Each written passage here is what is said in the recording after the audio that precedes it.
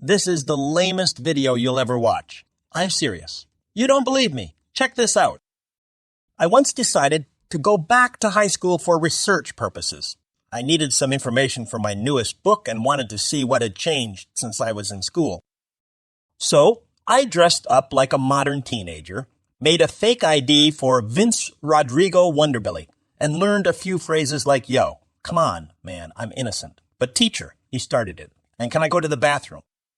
Surprisingly, the principal bought the whole act and even gave me a badge that said, "I am new here. Do you want to be friends?"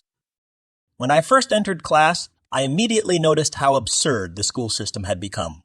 Some teachers looked like they were 15 years old, saying things like, "Hello, sir, and may I ask you a question?" while wearing black tops paired with old worn jeans and sports shoes.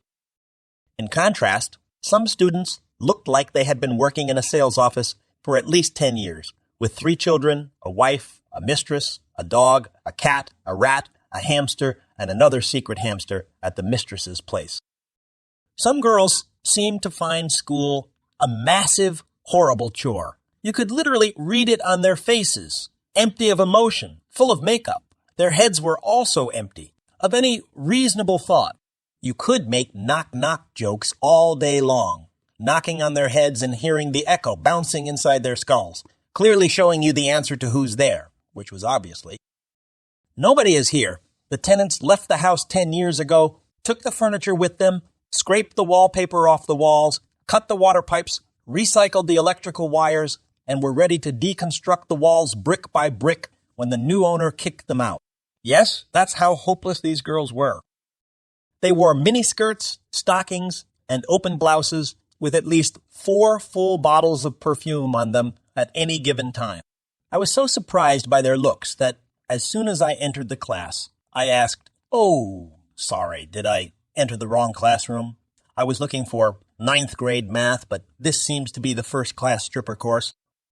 One of the girls looked at me with an empty stare, rolled her eyes, and wrote something on social media, probably #NotFunnyAtAll. I did get one hyena laugh from the back of the class. I looked towards the source of the laugh and saw a long-haired guy with tears of joy in his eyes, still giggling from my joke. "By the way, I'm Bob," he said. Well, at least Bob enjoyed my jokes. Later that day, I saw the male counterparts of these trashy-looking girls, the big, muscular guys with short, stupid haircuts and tight pants, clearly signaling how unsure they were about their sexuality.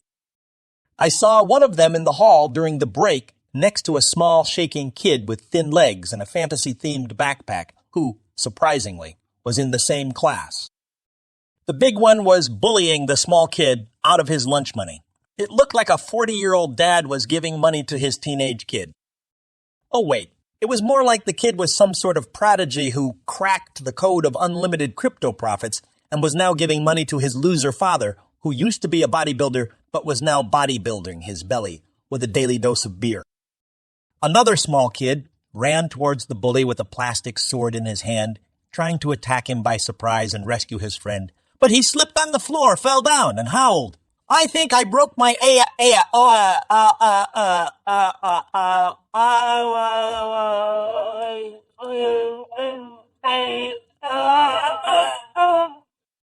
One of the makeup-heavy bimbos standing in the hall reacted with a dry hee-hee and went right back to commenting on her favorite social media influencer's post titled, "The 7 Ways to Make Your Butt Even Bigger Than It Already Is."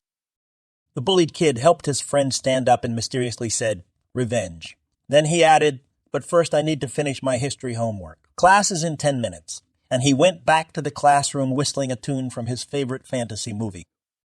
I felt sorry for these 2 little nerds and thought the bully had to be punished. So I went to the principal to explain what happened. He was a short, middle-aged, bald man with a clumsy tattoo on his hand that said, "Teach me to teach you," with a winking emoji next to it. He looked up at me and said, "No, I can't punish Brad. He's our football team captain, and he helped me move my furniture into my 1-bedroom apartment last year when my wife dumped me for my best friend." Realizing there was no way to punish Brad through official channels, I knew I had to devise my own plan for justice. Anyhow, let's leave the story at that mysterious open ending. If you want the story to continue, let me know, and I'll see what I can do. Hello, who the heck are you? And what are you doing in my apartment? You came to rob me, you say. Joke's on you, but you're going to be donating money rather than stealing, because you clearly have more than me. Oh, really? Since I'm a YouTuber, I'm supposed to be rich. Really, bro? You're going to go that route? I mean, look at my setup. I'm still using my laptop's mic to record myself instead of an actual external microphone like normal people. Do I look like I have money? Yeah, exactly. You didn't think of that, did you? So come on, don't waste your time. Go steal from some guy who buys a new phone every year, even though it only has a 0.1 difference from the old one. I bet he's got some extra money. Or maybe pay a visit to some get-rich-quick guru or something.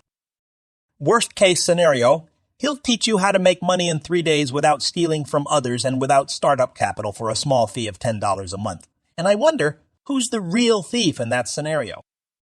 Anyway, leave my house before I call the cops. Oh, and there's a donation box at the entrance. Even a small amount is appreciated. Love ya!